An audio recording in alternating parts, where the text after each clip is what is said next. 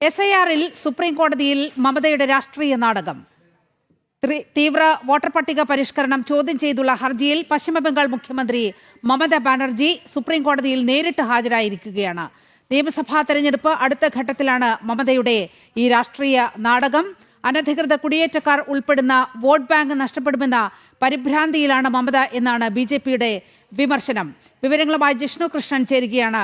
ജിഷ്ണു, ഇത് നിയമപ്രശ്നം എന്നതിലുപരി ഒരു രാഷ്ട്രീയ നീക്കമാണ് ഇപ്പോൾ മമതാ ബാനർജി സുപ്രീം കോടതിയിൽ നടത്തിയിരിക്കുന്നത്. അതിതീവ്ര വോട്ടർ പട്ടിക പരിഷ്കരണത്തിനെതിരെ നേരിട്ട് സുപ്രീം കോടതിയിൽ ഹാജരായി കേസ് വാദിക്കാൻ പോകുകയാണ് മമത. അതായത് യഥാർത്ഥത്തിൽ ഈ SIR നടപ്പിലാക്കിയപ്പോൾ ഇരിക്കപ്പുറതിയില്ലാതെയായിരിക്കുകയാണ് യഥാർത്ഥത്തിൽ മമതാ ബാനർജിക്ക്. എന്താണ് സുപ്രീം കോടതിയിൽ നടക്കുന്നത്?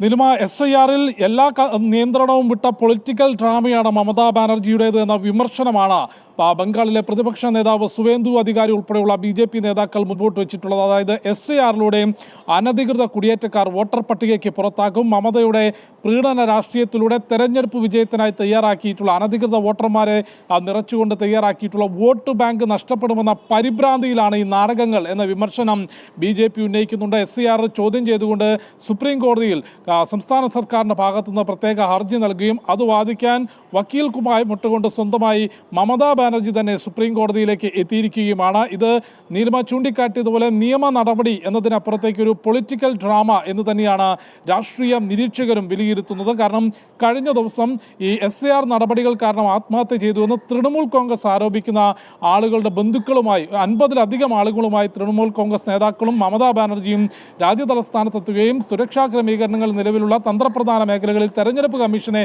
ഇത്രയധികം ആളുകൾക്ക് ഒരുമിച്ച് കാണണം എന്ന് ആവശ്യപ്പെട്ടുകൊണ്ട് വലിയ നാടകവും സുരക്ഷാ ക്രമീകരണങ്ങൾ മറികടക്കാനുള്ള ശ്രമവും നടത്തിയിരുന്നു. അതിന് പിറകെയാണ് ഇപ്പോൾ സുപ്രീം കോടതിയിൽ വക്കീൽ കോട്ടിട്ടുകൊണ്ട് സ്വന്തമായി കേസ് വാദിക്കാൻ, അതും എന്താണ് കേസ് എന്നതുകൂടി പരിശോധിക്കണം.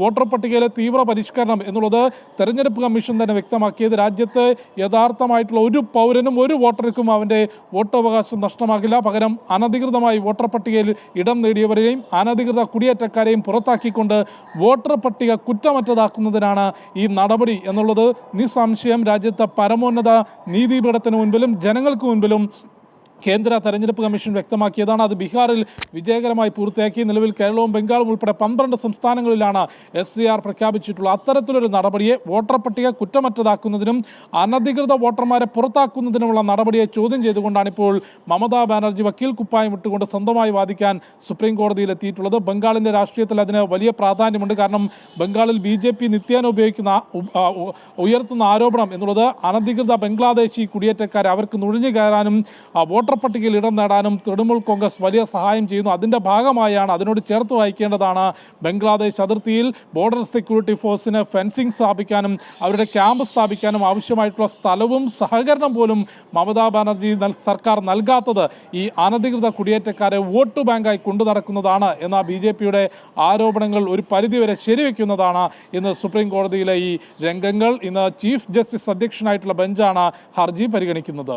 നീലിമ, അതുപോലെ തന്നെ ജിഷ്ണു, കഴിഞ്ഞ കാലങ്ങളിൽ ഈ മമതാ ബാനർജി വിജയിച്ചു കയറിയതെല്ലാം ഈ അനധികൃത കുടിയേറ്റക്കാരുടെ വോട്ടുകൾ കൊണ്ടാണ്. ആ വോട്ട് ബാങ്കാണ് മമതയെ കാലകാലങ്ങളായി ജയിപ്പിച്ചുകൊണ്ടിരിക്കുന്നത് എന്നുള്ള ഒരു രാഷ്ട്രീയ വിമർശനം കൂടിയുണ്ടല്ലോ. ഇപ്പോൾ മമതയുടെ ആവശ്യം എന്ന് പറയുന്നത് പഴയ പട്ടികയനുസരിച്ച്, വോട്ടർ പട്ടികയനുസരിച്ച് നിയമസഭാ തെരഞ്ഞെടുപ്പ് നടത്തുക, SIR ഇത്തവണ നടപ്പാക്കേണ്ടതില്ല. ഇതാണ് മമതാ ബാനർജി ഇന്ന് സുപ്രീം കോടതിയിൽ ഉന്നയിക്കാൻ പോകുന്നത്. അതായത് ഇനിയും ഭരണത്തിൽ വരണമെങ്കിൽ പഴയ വോട്ടർ പട്ടിക, ആ അനധികൃത കുടിയേറ്റക്കാരുടെ പേരുള്ള റോഹിംഗ്യൻസും ബംഗ്ലാദേശികളും എല്ലാം ഉൾപ്പെടുന്ന ആ അനധികൃത കുടിയേറ്റക്കാരുടെ ഒരു വലിയ ലിസ്റ്റ്, അവരുടെ പട്ടിക ഉണ്ടെങ്കിൽ മാത്രമേ ജയിച്ചു കയറാൻ കഴിയൂ എന്ന് മമതയ്ക്ക് കൃത്യമായ ബോധ്യമുണ്ട്.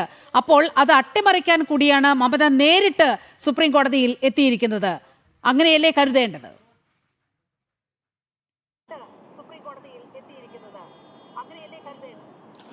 നിലവിൽ 2011 മുതൽ ബംഗാളിൽ ഭരണം നടത്തുന്ന മമതാ ബാനർജി കഴിഞ്ഞ 10 വർഷത്തോളം പരിശോധിക്കുമ്പോൾ തെരഞ്ഞെടുപ്പുകളിൽ വളരെ കൃത്യമായി, പ്രത്യേകിച്ച് നിയമസഭാ തെരഞ്ഞെടുപ്പ് അടുക്കുമ്പോൾ കടുത്ത മുസ്ലിം പ്രീണന നയം, ഒപ്പം റോഹിംഗ്യൻ മുസ്ലിമുകൾക്കും ബംഗ്ലാദേശിൽ നിന്നുള്ള അനധികൃത കുടിയേറ്റക്കാർക്കും വരെ ആധാർ കാർഡ് ലഭിക്കാനും വോട്ടർ ID കാർഡ് ലഭിക്കാനുമുള്ള പ്രവർത്തനങ്ങളും മമതാ സർക്കാരിൻ്റെ ഭാഗത്തുനിന്നുണ്ടാകുന്നു എന്നുള്ള വലിയ രാഷ്ട്രീയ ആരോപണം ഈ ഒരു സമയത്തല്ല, കഴിഞ്ഞ കുറച്ച് വർഷങ്ങളായി നിലനിൽക്കുന്നതാണ്. അത്തരത്തിൽ ആ വോട്ട് ബാങ്ക് പ്രീണനത്തിലൂടെയാണ് മമതാ ബാനർജി തെരഞ്ഞെടുപ്പിൽ വിജയം കണ്ടെത്തുന്നത് എന്ന ആരോപണം ശരിവെക്കുന്നതാണ് നിലവിൽ മമതയുടെ ഈ ഇടപെടൽ. കാരണം മമതാ ബാനർജി വാദിക്കുന്നത് SIR നടപടികൾ ബംഗാളിൽ നടപ്പാക്കേണ്ട എന്നുള്ളതാണ്. അത്തരത്തിൽ നടപ്പാക്കുമ്പോൾ ഉണ്ടാകുന്ന യാഥാർത്ഥ്യം വോട്ടർ പട്ടികയിൽ നിന്ന് റോഹിംഗ്യൻ മുസ്ലിമുകളും അനധികൃത ബംഗ്ലാദേശി കുടിയേറ്റക്കാരുമെല്ലാം പുറത്താകും. മമതയുടെ വോട്ട് ബാങ്ക് പൊളിഞ്ഞു വീഴും. അടുത്ത നിയമസഭാ തെരഞ്ഞെടുപ്പിൽ വിജയിച്ച് കയറാനാകാതെ വലിയ തിരിച്ചടി മമതയും തൃണമൂൽ കോൺഗ്രസും നേരിടേണ്ടി വരും. ആ യാഥാർത്ഥ്യം തിരിച്ചറിഞ്ഞുകൊണ്ടാണ് ഇത്തരത്തിൽ വലിയ നാടകങ്ങൾക്കും പരമാവധി മുസ്ലിം വോട്ട് ബാങ്ക് കൂടെ നിർത്താനായി ഡൽഹിയിൽ നേരിട്ടെത്തി സുപ്രീം കോടതിയിൽ വക്കീൽ കോട്ടുമിട്ട് വരെ മമതാ ബാനർജി എത്തിയത്. അത്തരത്തിൽ മുസ്ലിം വോട്ട് ബാങ്ക് കൂടെ നിർത്താനും പരമാവധി നിയമസഭാ തെരഞ്ഞെടുപ്പിലേക്ക് എത്തുമ്പോൾ ആ വോട്ട് ബാങ്കിനൊപ്പം നിർത്തിക്കൊണ്ട് വിജയം കണ്ടെത്താനുമുള്ള ശ്രമമാണ്. പക്ഷേ BJP വ്യക്തമാക്കുന്നത് SIR നടപ്പാക്കുന്നതോടെ യഥാർത്ഥ വോട്ടർമാർ മാത്രമാകും വോട്ടർ പട്ടികയിൽ ഉണ്ടാകുക. തെരഞ്ഞെടുപ്പിലെ ഭയം മുന്നിൽ കണ്ടുകൊണ്ടുള്ള പരിഭ്രാന്തിയാണ് മമതാ ബാനർജിക്ക് എന്ന വിമർശനമാണ് BJP മുൻപോട്ട് വയ്ക്കുന്നത്.